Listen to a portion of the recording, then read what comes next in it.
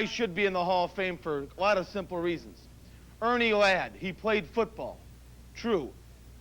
Not bad in Sandlot, wasn't too good in the pro ranks, or he'd still be there. Then he came to professional wrestling. What was he? He was just a big dummy from the car wash.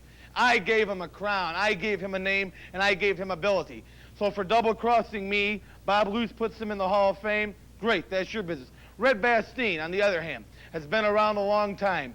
He was one half of the world's tag team champions with the Crusher. He was in New York years ago as the Bastiens. He should be in. That man has paid his dues. Now, I'm talking about myself. You're right, Gomez. When you take Wilbur Snyder, Vern Gagne, Dick the Bruiser, the Crusher, Ernie Ladd, Bastien, you name them all. You're right, I don't belong with them. I belong maybe 5 or 6 steps above them. Now, getting back to Chicago. The first big show they ever had here in the amphitheater, when I was with the Assassins, I managed them in the main event. It was a sellout. I went from there to Markoff and Poffel, took them to main events, and we won. Then I was with Black Jack Lanza, probably one of the most successful wrestlers I've ever had. And I still do manage him in Mulligan. You saw what we did in Chicago. I headlined Sox Park. I headlined Soldiers Field. I've headlined almost every amphitheater show they've had.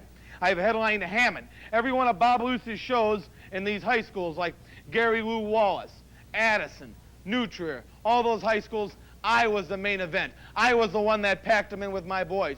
You could take any one of the wrestlers I ever managed and separate me from them, and you know what you have? You have a man wearing trunks and shoes, but not a Bobby Heenan. You put him with Bobby Heenan, you have a big W, which means winning.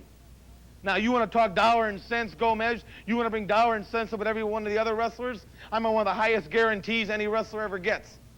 I draw more money than anybody in Chicago as far as I'm concerned. I can show you in dollar and cents. The people know the business. The electricity is generated when I enter Chicago, when I even come into Hammond. I go through Hammond very quickly, by the fact. Any town I'm ever in, it's going to be a sellout in the main event. So I want you people out there to write yes on a card and send it in. Now, I don't need 1/3 of the vote. They gave me kind of a handicap, kind of like they felt sorry for me. Now, I'll grant you, I haven't been wrestling all of my career. I've been managing.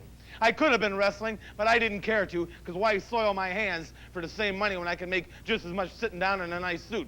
But lately, there's a few guys like Gomez who has gotten out of line, and I've had to step in the ring and, shall I say, pull their tights down and spank them, like I'm going to do in Hammond June 1st.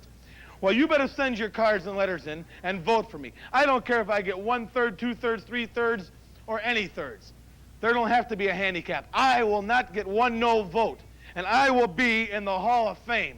If you think I'm kidding, or if you think I'm just saying this, you people show up. You watch this TV show and you see. There's going to be one winner in the Hall of Fame. Only one person that belongs there. That's pretty boy Bobby Heenan.